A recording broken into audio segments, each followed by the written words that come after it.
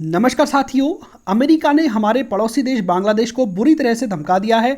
क्यों धमकाया है और भारत पर इसका क्या परिणाम होगा, इसके बारे में विस्तार से हम जानेंगे। सबसे पहले मैप में इनकी लोकेशन को देख लेते हैं। ये आप देख पा रहे होंगे, ये हमारा भारत है और ये वाला जो इलाका है ना, ये है बांग्लादेश। आज के सेशन में हम इसी बांग्लादेश के बारे में बात करेंगे। तो सबसे पहले थोड़ा सा आपको मैं मैप दिखा देता हूँ। ये भारत आप देख पा रहे होंगे, ये वाला जो इलाका है ये पाकिस्तान है, ठीक है। और ये जो स्ट्रिप जैसी दिखाई दे रही है नेपाल आपको दिख रहा होगा, इसके बगल में भूटान है और नेपाल और भूटान के बिल्कुल बीच में हमारा सिक्किम पड़ता है। और सिक्किम के नॉर्थ में आप देख पा रहे होंगे चाइना है, ईस्ट में भूटान है और वेस्ट में नेपाल है। और सबसे बड़ी बात है कि सिक्किम में जो है हमारा कब्जा था ही नहीं। 1970s के दौर में हमने यहाँ पर कब्जा किया था सिक्किम में। उससे पहले सिक्किम पृथक राष्ट्र था। यहाँ की केवल संचार और विदेश नीति और रक्षा, ये तीन मामले ही भारत सरकार के पास थे, बाकी यहाँ पर किंग का शासन चल रहा था। तो इंदिरा गांधी ने सिक्किम को भारत में मिला, जो कि बहुत ही महत्वपूर्ण स्ट्रेटेजिक लोकेशन। अगर इस पर चाइना का कंट्रोल हो जाता, नेपाल का कंट्रोल हो जाता, तो भारत के लिए बहुत बड़ी मुश्किल हो जाती। ठीक इसी की तर्ज पर आप जानते हैं बांग्लादेश को भी इंदिरा गांधी ने ही अलग करवाया था पाकिस्तान से। और ये वाला जो इलाका है ये म्यांमार है और ये वाला इलाका है श्रीलंका का। तो ये भारत और उसके पड़ोसी देश थे। और आज के सेशन में सबसे पहले मैं इसको इरेज कर देता हूं। हम बांग्लादेश के बारे में जानना चाहते हैं कि आखिर अमेरिका ने इसको क्यों धमका दिया है। देखिए, ये वाला इलाका आपको बांग्लादेश दिख रहा होगा और यहां पर आजकल अवामी लीग, ये एक पार्टी है, इसकी सरकार है। और यहां की प्राइम मिनिस्टर आप जानते हैं शेख हसीना है। शेख हसीना वही शेख हसीना है जो शेख मुजीबुर रहमान, आपको पता होगा 1971 का जब वॉर होता है उससे पहले पाकिस्तान, ये जो पाकिस्तान है ना, देखिए जब 1971 के वॉर से पहले ये पाकिस्तान और ये वाला बांग्लादेश एक ही हुआ करता था। इसको वेस्ट पाकिस्तान बोलते थे, पश्चिमी पाकिस्तान, और इस वाले बांग्लादेश को ईस्ट पाकिस्तान बोलते थे। और पाकिस्तान इधर समुद्री मार्ग से यहां पर कंट्रोल स्थापित करता था। तो यहां के लोगों पर पाकिस्तान के लोगों ने बहुत ज़्यादा अत्याचार किए। यहां पर शेख मुजीबुर रहमान थे जो वहां का इलेक्शन जीत गए थे, पूरे पाकिस्तान के प्राइम मिनिस्टर का इलेक्शन जीत गए थे। सोचिए, अब इस वेस्ट पाकिस्तान को मंजूर नहीं था कि कोई यहां का बंदा हमारे यहां पर प्राइम मिनिस्टर बन जाए। तो उन वहां की जो सरकार थी उन्होंने इस इलेक्शन को ही रिजेक्ट घोषित कर दिया और यहां पर बहुत बड़ी तादाद में अत्याचार करने शुरू किए। और जो शेख मुजीबुर रहमान हैं, इनकी यहाँ पर हत्या हो जाती है। उसके बाद मुक्ति वाहिनी की स्थापना यहाँ पर होती है और भारत ने यहाँ पर अटैक कर दिया 1971 में और बांग्लादेश को पाकिस्तान से तोड़ करके अलग कर दिया। तो ये बांग्लादेश के बनने की छोटी सी कहानी है।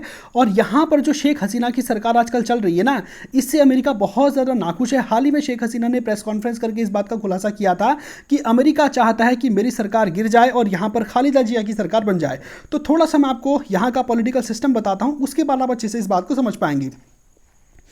तो ये जो शेख हसीना है अभी यहाँ की प्राइम मिनिस्टर है, 2009 से यही यहाँ की प्राइम मिनिस्टर है, ठीक है। ये इसका तीसरा टेन्योर पूरा होने वाला। और ये आपको दिखाई दे रहा होगा खालिदा जिया है।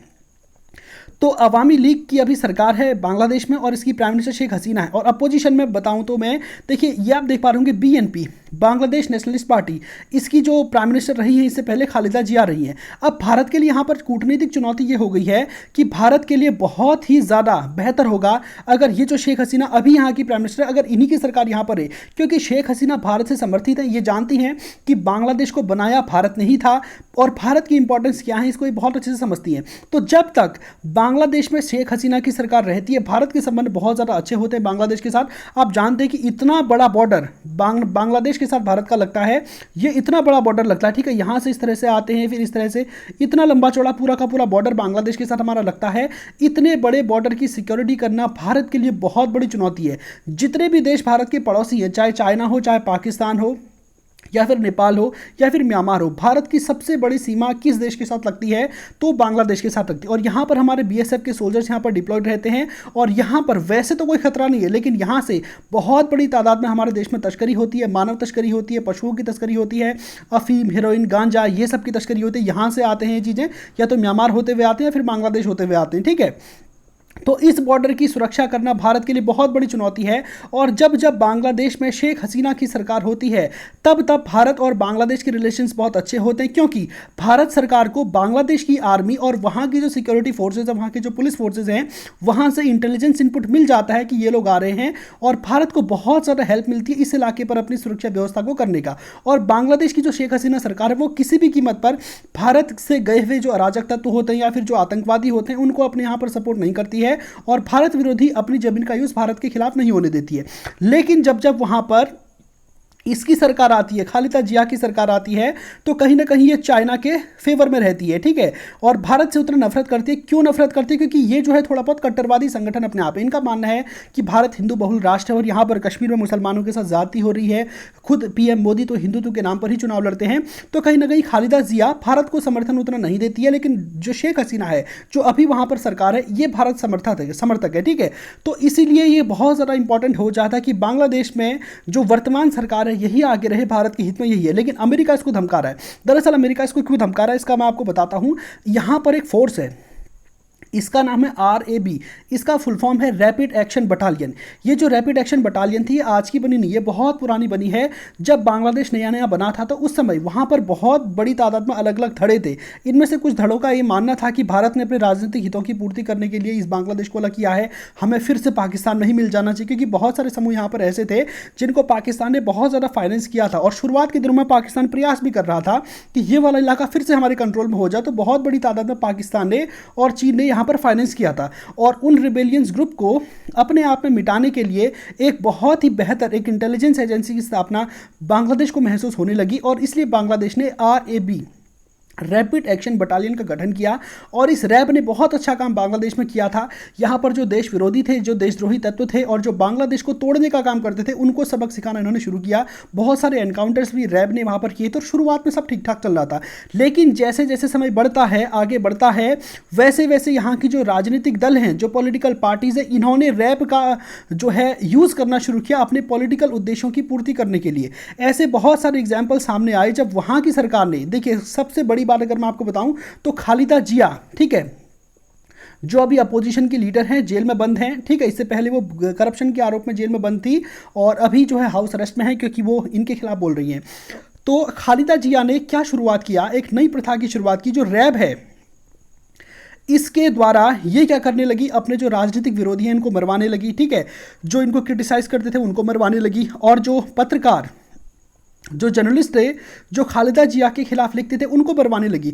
तो जैसे ये बातें सामने आने लगी तो अब रैब की आलोचना होने लगी खुद इनके बांग्लादेश के देश में और बहुत बड़ी तादाद में पब्लिक इनके खिलाफ होगी, क्योंकि इस रैब के बारे में ये कहा जाता था कि अगर ये रैब किसी को गिरफ्तार करती है तो उसके बाद वो वापस कभी मिलता नहीं, ना कोई कोर्ट होता है, ना कोई ट्रायल होता है, सीधा उसकी लाश ही उसके बाद मिलती है। तो बांग्लादेश के जो यहाँ के नागरिक थे ये इस रैब से बहुत ज़्यादा नाखुश थे, क्योंकि इस रैब के माध्यम से शुरुआत में तो ठीक था, अपने यहाँ के जो देशद्रोही हैं, जो आतंकवादी हैं, उनको ठिकाने लगाने का काम कर रही थी। लेकिन जैसे जैसे समय बीता है वहां के राजनीतिक दल इनका राजनीतिक यूज करने लगते हैं, अपने पॉलिटिकल पार्टीज के जो अपोनेंट हैं, जो जर्नलिस्ट इत्यादि हैं, जो इनके खिलाफ लिखते हैं, जो इनको क्रिटिसाइज करते हैं, उनको मरवाने लगते हैं। तो जैसे जैसे बांग्लादेश में लोगों के साथ अन्याय होता गया तो बहुत बड़ी तादाद में लोग यहाँ से म्यांमार चले जाते थे, भारत आते थे या फिर यूरोपियन कंट्रीज़ में जाते थे और वहाँ पर खुलकर इस रैप के खिलाफ बोलते थे कि मेरे साथ ऐसा हुआ ऐसा हुआ। तो धीरे धीरे ये मामला यूनाइटेड नेशंस की ह्यूमन राइट काउंसिल के पास भी जाता और अमेरिका उसके बाद इस रैपिड एक्शन बटालियन पर सैंक्शन लगा देता। और इस रैपिड एक्शन बटालियन के खिलाफ बोलने वाली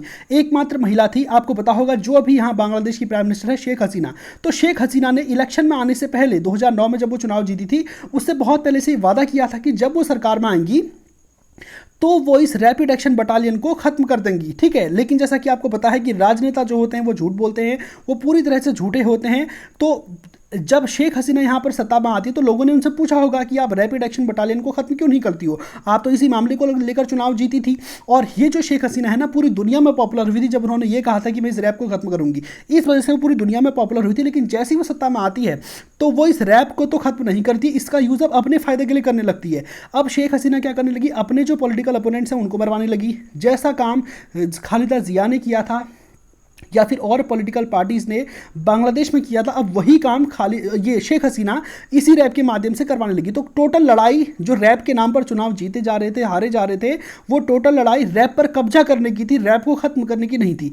तो अमेरिका ने इस रैप पर सैंक्शंस लगा दिए। तो शेख हसीना ने भारत सरकार से मदद मांगी कि अमेरिका से तो तुम्हारे बहुत अच्छे संबंध हैं, कुछ जुगाड़ लगाओ, सेटिंग लगाओ कि इस रैप पर जो सैंक्शन लगा है इसको हटा दिया जाए। तो एक तो मुद्दा यहाँ पर है कि अमेरिका ने इनको धमकाया है कि जो रैप के माध्यम से जो तुम ये गुंडागर्दी यहाँ पर फैला रहे हो इसको तुरंत बंद करो। दूसरा सबसे बड़ी अगर मैं आपको बात बताऊं तो यहां पर अमेरिका का क्या है कि बहुत सारे इंटरेस्ट है। अमेरिका खुद को दुनिया में लोकतंत्र का सबसे बड़ा मसीहा मानता है और यहाँ पर इस साल चुनाव होने हैं, 2024 में यहाँ पर अगले साल चुनाव होने हैं। और सबसे बड़ी बात अगर मैं बताऊँ तो इनकी जो पार्लियामेंट है ना, यहाँ पर 350 सीट्स हैं और पिछले बार के जो चुनाव हुए थे यहाँ पर 304 सीटें अकेले जो है शेख हसीना जो भारत समर्थक है इनकी पार्टी अवामी लीग यहाँ पर ले आती है। और आप देख पा रहे होंगे कि यहाँ पर जो अन्य अदर जो पॉलिटिकल पार्टीज है, किसी को 41 सीटें मिलती हैं, किसी को 27, 4, 4, 4, 2, 2। तो जो इनकी अपोजिट उस समय थी ना, इनका नाम था खालिदा जिया जो कि बांग्लादेश नेशनलिस्ट पार्टी से थी। और यहाँ पर आपको बीएनपी का नाम ही नहीं दिख रहा होगा, क्यों? क्योंकि इस समय इनको जेल में बंद किया गया था करप्शन के आरोप में। और जब ये वहाँ से इनकी सुप्रीम कोर्ट इनको रिहा कर देती है तो उसके बाद इनको हाउस अरेस्ट पर अभी भी रखा गया है। तो जो बीएनपी के चीफ है, बांग्लादेश नेशनलिस्ट पार्टी की चीफ खालिदा जिया है, जो सबसे महत्वपूर्ण विपक्षी दल है, उन्होंने इस इलेक्शन का ही बहिष्कार कर दिया था। इसी का नतीजा था कि 350 सीटों में से 304 सीटें अकेले ये शेख हसीना वहाँ पर जीत जाती है। लेकिन आज के समय में स्थितियाँ कुछ बदल गई हैं।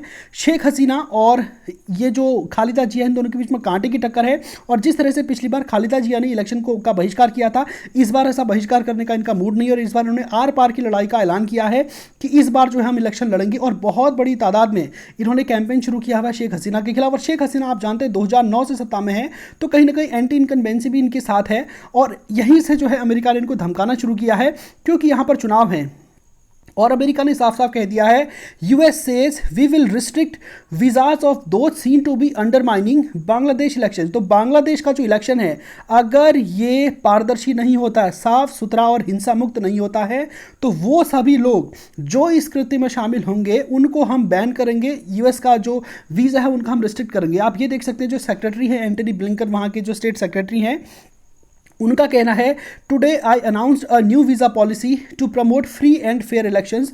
Under this policy we can impose visa restrictions on individuals and their immediate family members if they are responsible for or complicit in undermining the democratic election process in Bangladesh. तो इनका कहना है कि बांग्लादेश में जो अगले साल इलेक्शन हो रहे हैं, अगर किसी भी व्यक्ति ने बांग्लादेश के चुनाव में कोई हेरफेर करने का प्रयास किया, किसी भी तरह का पॉलिटिकल ड्रामा, हिंसा इत्यादि करने का प्रयास किया, तो यूएस उसके खिलाफ एक्शन लेगा। और हम एक नई जो है वीज़ा पॉलिसी अपने देश में ला रहे हैं। और बांग्लादेश के वो सभी लोग, चाहे वो किसी भी पॉलिटिकल पार्टी के मेंबर हो, वहाँ के जो ऑफिसर्स हैं वो हों और जुडिशरी के मेंबर्स हों, अगर उन्होंने फ्री और फेयर इलेक्शन में किसी भी तरह की बाधा डाली तो हम उसका यूएस का वीज़ा जो है अपने आप में कैंसिल कर देंगे और बांग्लादेश को इसके बहुत कड़े परिणाम इसके भुगतने पड़ेंगे। तो इस सेक्रेटरी एंटनी ब्लिंकन का कहना, और जो वहाँ पर यूएस की एम्बेसी है ढाका, इनका भी कहना है कि we support free and fair elections.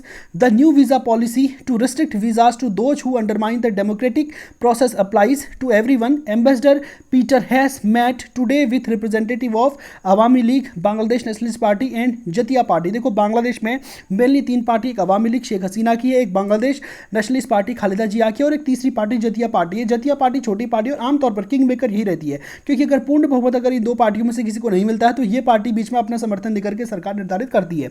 तो बांग्लादेश में अगले साल इलेक्शन है और कौन जीतेगा इसको लेकर बहुत ही ज़्यादा इंटरेस्टिंग है, क्योंकि जो डेमोक्रेटिक कंट्रीज़ हैं यहाँ पर सत्ता का हस्तांतरण बहुत ही सीधे साधे तरीके से होता है। शेख हसीना अगर चुनाव जीतती हैं, जो अभी भी प्राइम मिनिस्टर है, तो भारत के लिए बहुत अच्छा है, लेकिन अमेरिका ने इनको बहुत ज़्यादा धमका रखा है। अगर खालिदा जिया यहाँ की प्राइम मिनिस्टर बनती हैं तो उसके बाद भारत को बहुत ही ज़्यादा कूटनीतिक दावपेच यहाँ से करने पड़ेंगे, क्योंकि भारत का इतना लंबा चौड़ा बॉर्डर इनके साथ लगता है और इस लंबे चौड़े बॉर्डर की सिक्योरिटी करना भारत के लिए बहुत ज़्यादा इंपॉर्टेंट है। और जब तक बांग्लादेश के साथ हमारे रिलेशन अच्छे नहीं होंगे तो इस बॉर्डर की सिक्योरिटी हमारे लिए आसान नहीं होगी। दूसरा, चाइना मैं बता चुका हूं कि ये जो हिंद महासागर इसमें पैंट बनाने का प्रयास कर रहा है। और जो शेख हसीना है, इन्होंने अपने 2 पोर्ट्स का एक्सेस भी भारत को दिया, जिसमें से एक चटगांव पोर्ट है जो भारत के लिए बहुत ही ज़्यादा स्ट्रेटेजिक दृष्टि से बहुत ही इंपॉर्टेंट है। और दूसरा, मैं आपको बता चुका हूं कि भारत के जो नॉर्थ ईस्ट वाले स्टेट्स हैं ना, ये वाले जो स्टेट्स है, ये भारत से बहुत ज़्यादा दूरी पर। आप सोचिए, अगर भारत को यहाँ पर जाना है तो भारत को इतनी दिल्ली से इतनी लंबी डिस्टेंस ट्रेवल करनी पड़ेगी। तो भारत सरकार वार्ता करेगी, तुम क्यों ना सीधा यहाँ से चले जाओ बांग्लादेश होते हुए। तो बांग्लादेश से कॉरिडोर मांगा जा रहा है जिसके लिए वार्ता चली। और अगर शेख हसीना चुनाव जीतती हैं तो उसके बाद निश्चित ही इस कॉरिडोर पर आगे भी काम होगा।